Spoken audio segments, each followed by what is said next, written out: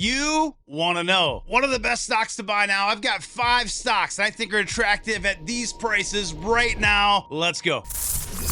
If you follow Fired Up Wealth, you know that AI has been a big theme for several years on this channel. Of course, Nvidia is one of our favorite stocks. What other stocks, high quality, high conviction names can you buy that are doing well right now in artificial intelligence? In the beginning of 2023, we did a top 10 AI stocks to buy now for the next 10 years. And we talked about stocks like Nvidia and also Amazon, if you recall, was on that list. Everybody already knows that Nvidia is crushing it, right? The thing that a lot of people don't know, when they think of Amazon, they think just of the retail segment of Amazon, not AWS necessarily, or even the newer cash cow for the business, which is going to be ad tech. I'm going to provide you my top 10 reasons why I'm bullish on Amazon.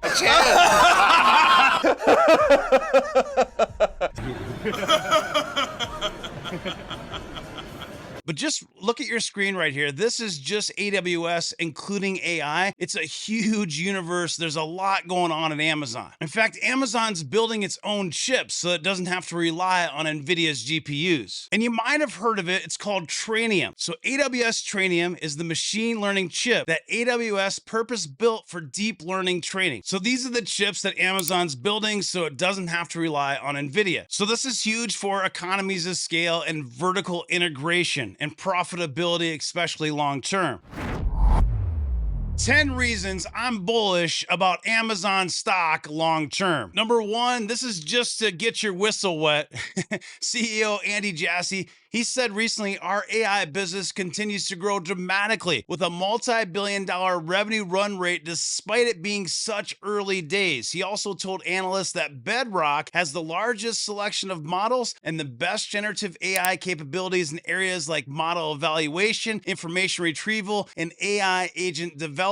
Many analysts believe that Amazon is the best player in AI when you're looking at a full suite of solutions. Of course, Nvidia is crushing it, but it's going to be very focused on one segment in that phase 1 of generative AI infrastructure. Amazon deals with infrastructure, but also, of course, the cloud services and really end to end when you think of that AI. Number 2, and this is big because it's something that's fairly new to Amazon's business. If you haven't owned the stock, maybe you might not even know a whole lot about what's going on under the hood. Largest retail advertiser in the world and the 3rd largest ad tech company in the world. Think about that for a second. It's the 3rd largest ad tech company in the world, and market share is expected to reach 9.4% next year in 2025. Number 3, Amazon Web Services, AWS. Of course, everybody knows that AWS is what Amazon uses as cash cow to grow into what it is today. It is the largest public cloud when you measure it by market share. It's about 40%. In that context, AWS is uniquely positioned to benefit as demand for AI infrastructure and platform services. It will spur greater cloud spending. AWS has leaned into the opportunity by designing custom chips that I mentioned earlier for AI training and introduced a generative AI development platform called Bedrock. Amazon's also dealing with its own LLMs. It's really got its hands in all sorts of pots within AI. Number 4, Wall Street expects Amazon's earnings to grow at 22% annually over the next 3 years. Later, we'll talk about valuation. This is important to remember. Number 5, Amazon's retail business has a wide moat. It has network effects associated with its marketplace, and buyers and sellers continually attract more buyers and sellers. It also has cost advantages tied to purchasing power, logistics, we mentioned earlier, vertical integration, and more. Number 6, AWS, Amazon Web Services, is also its own wide moat business. It has high customer switching costs, a cost advantage associated with economies of scales, whereby few competitors can keep up with Amazon's investment pace. Also, intangible assets arising from semiconductor and facility development, network effects again associated with a marketplace for software created to make AWS work better. Number 7, revenue is growing rapidly, margins are expanding, the company has unrivaled scale, and its balance sheet is in great shape. Number 8, I believe that Amazon has tremendous international growth opportunities still. Lots of room to grow internationally in different areas. Number 9, I believe that robotics and automation, I mentioned this on an earlier video a couple weeks ago, can massively improve profitability profitability metrics over time. Think about it. If it has 1.5 million employees and even a couple 100,000 employees are replaced by automation robotics in its warehouses, in its supply chain network, maybe even robotaxis someday delivering, robots delivering the packages, drones, and so on.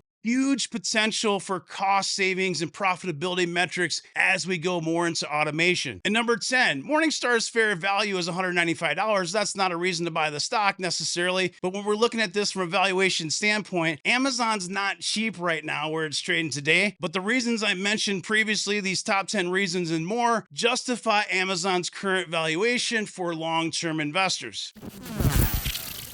Rapid fire valuation, profitability A+, this gross profit margin 48%. Things like advertising are helping a ton with that retail side to pull up those profit margin. Growth is solid for what you get. Of course, this is a mega cap tech company and you're in that 12%, maybe even more with future growth. And I believe the bottom line can improve with those automation metrics that we talked about earlier. The valuation on Seeking Alpha is going to be a D-, but we do have this 38 forward gap PE ratio. And because of the future growth potential, if you're holding this as a long-term investment, I do think it's attractive. Let's look at a chart and I'll show you some areas. Looking at the chart real quick, when it was running hot around $200, we said it's possible it could go down to 155 to 165. It did exactly that, even lower to 151. This was a great opportunity. A lot of people were buying this in our Discord. Now, of course, it's bounced from 150 all the way to 195 and it's pulled back again. This 200-day moving average is about 177. This S1 is about 175. Preferably on this stock, $175 or less DCA, but if you bought it at $180 and you're thinking long-term, you're dollar cost averaging, especially if you're periodically using DCA, I think this is a great long-term investment. This second stock, it might not seem that exciting at first glance, but I encourage you to listen and to look into this stock a little bit more. Most people aren't lining up to buy shares of stock of school bus companies like Bluebird. The ticker is BLBD, but this industry is interesting and there's lots going on, and let me explain. Now, first of all, if you look at the competitors, you can see it's kind of a third split. Lion has a little share here. You got Bluebird, IC, and Thomas. Now, school bus customers, there's 3,400 contracts, 10,000 plus school districts. So 26 million kids, including my own, are taking a school bus from your house to school and back every single day. There are over 500,000 school buses in operation, US and Canada. The thing about it is there are high barriers of entry. So these are really the four companies you're going to be dealing with. And this is where it starts to get really interesting because you have 570,000 school buses on the road as of March 2024. Over 47% of those school buses are 10 years or older. So there's a good chance we're going to have a replacement cycle here. Now, on top of that, when these schools are replacing buses, they might look at sustainable solutions like electric vehicles. And Bluebird is the leader in alternative power, #1 in electric and propane school buses. And as you can see on your screen, there's significant federal funding for EV school buses. Bluebird offers an entire flywheel, an ecosystem here, and it has everything from financing, infrastructure deployment, and more. So I believe that this is a long-term opportunity with the play off of this replacement cycle and electric vehicles. We'll look at a chart here in a second. It's had a recent pullback, but looking at profitability metrics, it's going to be a little bit lower because we're creating vehicles. Just like if you look at Tesla, of course, the gross profit margin TTM, it's not going to be as high as something like software, but we're still getting an A- rating here on Seeking Alpha. The growth is really solid. In fact, you've seen some extreme numbers, A+. Look at this EBITDA growth, huge numbers, and even forward revenue growth over 20%. And this has a PE ratio and it's not trading at an expensive valuation right now. Forward gap PE is only 13.49. Is this a value play or a value trap? And that's always the question. Now, this is a smaller cap, $1.36 billion. So it's going to be more speculative than some of the other names we're talking about on this video today. And this is even showing a 12.52 forward PE ratio. Now, it is up over 100% in the last year. Year to date, up about 54%. So it's done quite well, but you can see it's pulled back. The 52-week range, $59 in the high, $17.59 in the low. Trading right now at $41.63. Now, we've been watching this one in Discord for some time. It was in the 50s. I said, hey, it's not where I like to buy. I want to pull back. You can see we're below the 200-day moving average, and this S3 is around $38.78. So I really like this stock under 45 DCA. Of course, the lower the better. It could go down to the previous S3, something like 35. There's been some headlines, some speculation recently from an analyst that downgraded the stock, saying that they wouldn't get as much from the government contracts and funding and so on. So there's always going to be risks. And this stock was just back in November 2023. A year ago it was $17. It's over 100% since then. So there's always some risk from that. But it did pull back here from almost $60. From a fundamental perspective, from a story perspective, thinking a 5-year holding, I think this could be a good opportunity. Add some diversity in a portfolio. I recently did add a starter position of Bluebird, and I'm looking to buy more shares lower.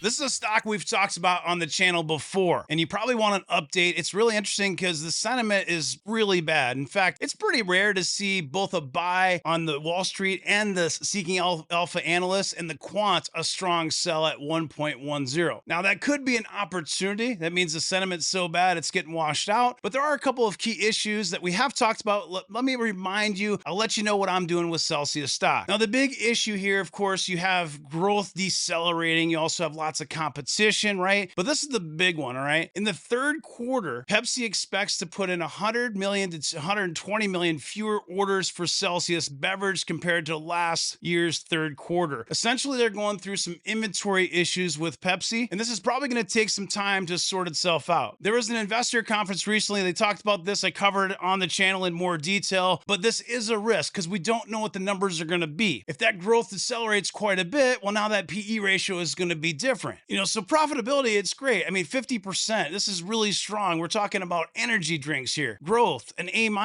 Here's the thing though, is this really going to be 37% or not? And then to tie off of that, valuation. Okay, you've got a forward PE gap here, gap forward PE 35. But if those numbers come in way lower, this could be higher than 35. And so you see the 52-week range here is $100 stock. It came, $28.21, ripped up to $99.62. Now it's trading at $28.96. And recently in Discord, I said that this was probably going to go below 30 and I wouldn't add more until it got in the 20s. It did that. I did add a little bit more. Short interest is still 10%. Retail is pretty excited about this stock and I do like it. I consider this a spec stock. Let's look at a chart. So reminder guys, spec stocks can be 10x or zero. Literally, you saw this thing rip up to $100, this double top fall off a cliff. This is a nasty chart. This is nasty selling here. We gave these numbers, a couple months ago saying, hey, it can go to 40, 35. It just keeps going lower and buyers are not coming in. Recent chart day a couple weeks ago, we said struggling to find buyers under 30, very possible. If it doesn't bottom soon, here we are below 30. So it's starting to find some activity here in this $28, $29 range. This S3, Fibonacci S3 is 26.45. That is a possibility. It does seem like there's a good chance it could find some buyers in this range, but here's the thing. The fundamentals are always most important. The chart's the last 1%. And until we have the earnings information, we know exactly what's going on. The market doesn't like uncertainty and the market's just not buying. So we have earnings here according to TradingView Thursday, the 7th of November. That's about a month away right now, and you're probably going to just have the stock trade in somewhat of a range until we get that information. Now, of course, on earnings, the stock could rip much higher and you're going to wish that you would have bought more, or if earnings go bad, you could see it well below $25 a share and you're going to regret that you're loading up higher. So you have to treat this as a spec. Don't go too heavy on it, and you're going to have to use tactics when you dollar cost average. If you really like the stock, you've got conviction, I believe this is an area you can add shares, but know that it certainly can go lower.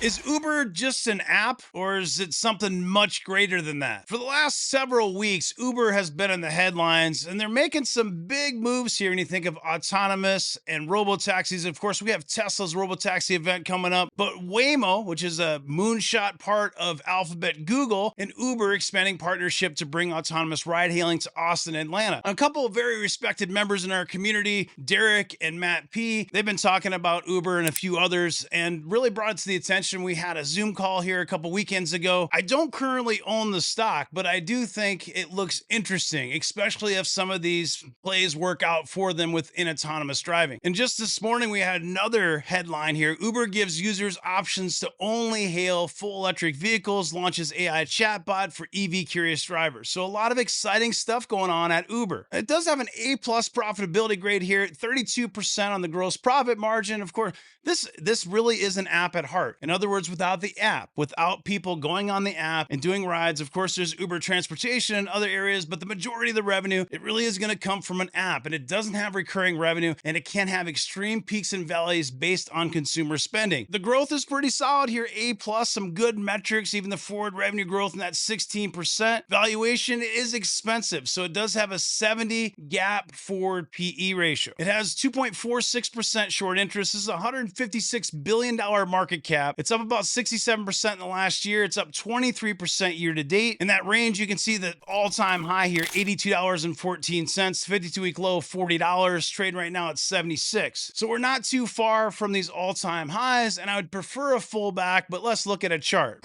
I was talking too fast there. I meant to say pullback, not fullback, football on the mind. So you're looking at these charts, guys, anything in orange is going to be previous chart days, yellow is today's chart day. I'm just going to talk through it. You can see it was 82 bucks here, dropped down. A lot of stocks sold off here early August. We had a 54.84. Of course, in hindsight, this would have been a good opportunity. And it's tough here because you are chasing from these lows. You had a good opportunity, 54, 60, 65. Now it's at 76. It's above the moving averages. It's on its way here to the R1 at about $77.90. And this R3 is closer to $85. So we just had earnings here in the beginning of August, but we'll have another earnings report coming up. And of course, that's going to make the stock pop or drop. So this is the one stock on the list here that I'm not buying, that I don't necessarily own, but I do think it's very interesting and I wanted to get it on your radar. One last stock. If you're new here, you want to be a better investor, make sure you smash that subscribe button, click that bell for notifications. And if this video is helpful, you want me to do more videos on YouTube, I'm hearing lots of people say, hey, do more videos. Drop me a like, drop me a comment. Let's get this in the algo. Let's get to 100,000 subscribers. I appreciate your support. So Confluent, ticker CFLT, we've talked about it many times on the channel, so you already know what it does. I like this stock, $20 or less DCA. You can see that it was up here at $41. This is just back here last summer, and it's one of the stocks that haven't done well this year. If you look at it, $35 here in March, it ripped here from November. It was all the way down here. It's like $14, $14.69 a share, all the way to 35. And I said, hey, be careful chasing this. Now it's pulled back. Of course, the lower the better. If you can get it at 15, even better. But I do think $20 or less DCA. This is going to be more speculative because this is going to be in that cloud SaaS universe. It's very expensive. It has some recurring revenue. It's more of a hybrid model, and it might not be for everyone. Thanks for watching. I appreciate your time and attention. Have a great rest of your day. Take care.